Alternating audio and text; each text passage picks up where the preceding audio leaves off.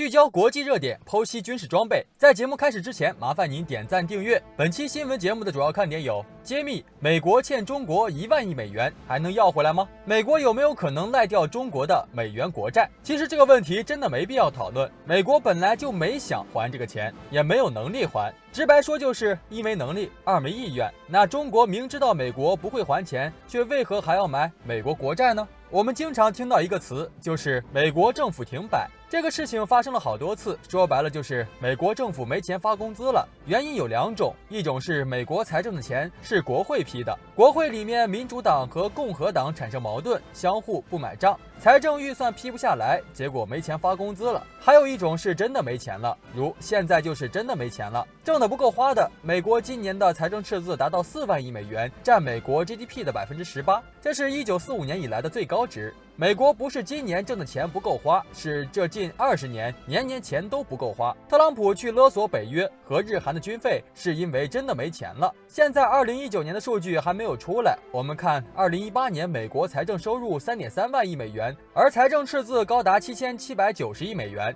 就是说美国政府花了4万亿美元以上。那么为什么美国政府的钱不够花？首先就是打仗看病要花钱，这两个是最大头。美国的医疗开支是正常国家的3倍以上，军费开支是正常国家的10倍以上。就拿2018年美国的年度军费开支来说，达到了6000亿美元。2019年度军费预算7300亿美元，这种规模的开支已经远远高出170多个国家的全年经济总量 GDP。同时，美国还到处打仗，在近20年里花掉了至少8万亿美元。再者，自特朗普上台以来，为了兑现自己的工业回流等承诺，就推进了全面减税政策，高达30%，以扶持美国企业发展，以吸引海外美国企业和国际资金流入美国本土，来支持美国经济的发展。国家收的税少了，必然是财政收入减少了。最后，美国经济增长缓慢，这几年平均增长在2%左右，虽然比德法日等国家其他发达国家的经济增长速度略好一些，但花钱的速度跟不上挣钱的速度。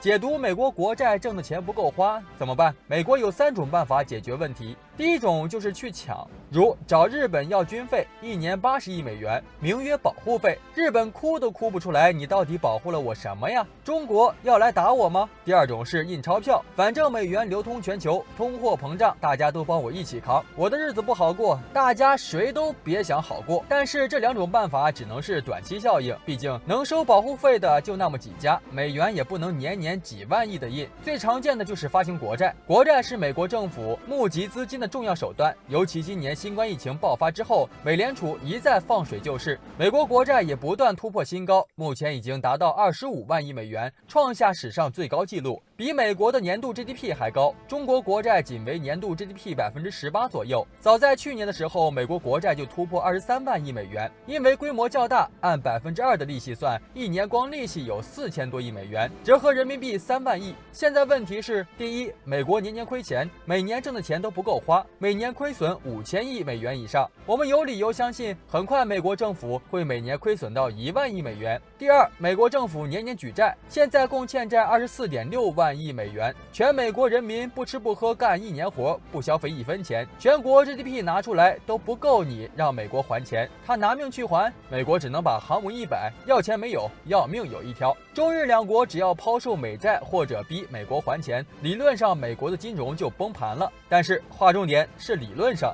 可惜美国这个游戏还能继续玩下去。2020年，美国找中国借了1万亿美元，就是中国买了美国1万亿美元的美债，年利息是5%，债券的到期时间是4年，每年美国付给中国500亿美元的利息，这个利息是能拿到的。到了2024年，还钱的时间到了，美国还会继续向中国借1万亿美元，给中国新的国债凭证，然后这个游戏继续玩下去，你让他还钱，他跳楼都给你凑不出钱来，除非再开动印钞机，专门印1万亿美元定向给中国。但是中国作为美国第2大债主，如果把所有的美债都抛了，美国其他的小债主还有第1大债主日本，那还不急死了？全部跑过来让美国还钱，美国不就崩了吗？或者说美国刚开始给中国还钱，美元就会崩好。有人会问，为什么不把美国搞崩？好吧，这里我们先不不谈国际局势，不谈美国的军事力量什么的都先不说，就说钱还没还，你把你的债务人搞死了，对你有好处吗？美国的国债游戏玩的就是9个锅盖10个锅的游戏，实际上就是拆东墙补西墙，10个信用卡轮流刷，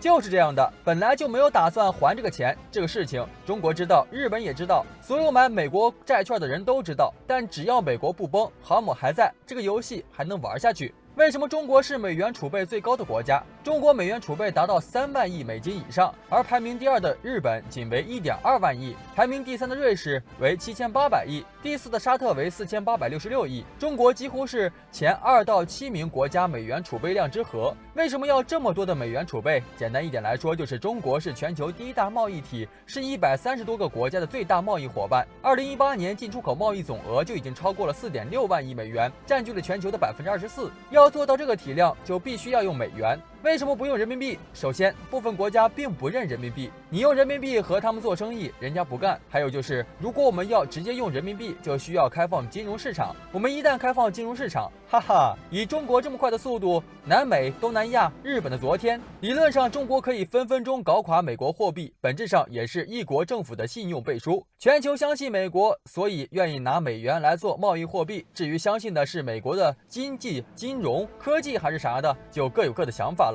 但肯定不是契约精神，这个各个国家心里都清楚。谁相信谁傻蛋。美国作为全球最大的合法黑社会，军事力量、航母编队、核弹数量肯定是最重要的一个环节。美元是否坚挺和上市公司在股市的估值是一个道理。一个公司再不赚钱，亏损再严重，所有股民都觉得这个公司没问题，股票就跌不了。或者说大家都知道这个公司股票其实已经落到家了，但是找不到更好的投资方法。一个公司再赚钱，如果所有人都觉得这个公司未来可能面临风险，这个公司就分分钟崩盘。所有股民抛售股票，所有投资人撤资，产品没人敢买。理论上，作为美国最大的债主，中国可以搞垮美国，但是可惜是理论上。为什么不搞垮呢？中国只要抛售美元，美元即刻暴跌，3万亿美元都可以成立美国第2大银行了，比美联储的现金还多。同理，中国抛售美债，美债也即将暴跌。现在俄罗斯抛售了几百亿美金的美债，美国都难受的不要不要的。美国国债什么时候有现实意义呢？我说的是现实意义，是指现在也有意义。我们要开展国际贸易，以中国现在的体量，不可能不持有美元，而真正的现实意义是指美元能实实在在地转化为有价值的产品。美国债券能兑换成有价值的货物，就是世界格局改变的时候，变成两超多强或者多极格局。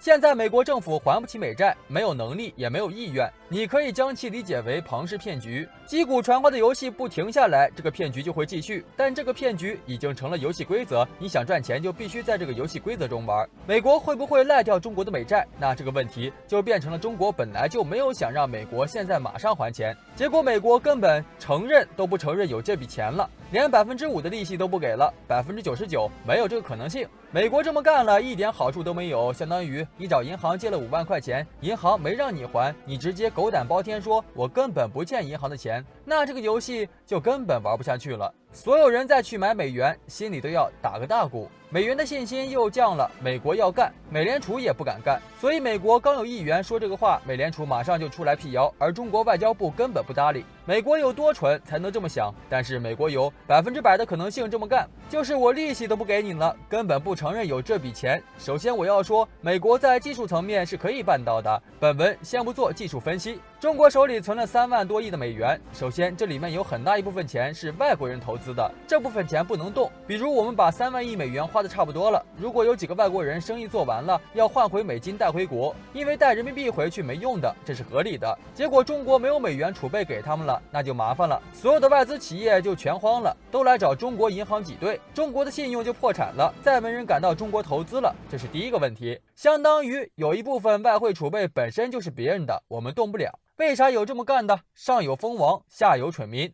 美国任何事情都有可能干得出来，要真是这样了，那就是不给人活路了。你不让我活，我也只能不让你活了。我说了，中国的外汇储备足足可以做美国第2中央银行，你来搞我，那就互搞嘛。明天找日本，跟日本说，你还用美元呢，1美元可以换106日元。你找我买美元就可以了，1美元兑换30日元。后天找欧盟，跟欧盟说你还有美元，1欧元可以买1.08美元，你找我买美元就可以了，1欧元可以买3美元。你看美国崩不崩？只能发行新货币。最后我要说的是，美元很烂，美债也很烂，但是对目前第1大贸易体的中国，现在的外汇储备和美债储备是合理情况下的最优选择。好了，今天的精彩内容就先到这里，喜欢的朋友们记得点赞，咱们下期再见。